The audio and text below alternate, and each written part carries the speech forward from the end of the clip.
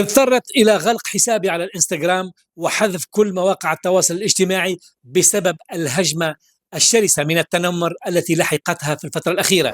عادة ما نلاحظ أن لاعبي كرة القدم يتزوجون من عارضات أزياء ومن ممثلات مشهورات ومطربات مشهورات ومن ربما نجوم ونجمات من عالم السوشيال ميديا وعالم الموضة، لكن الاختلاف موجود.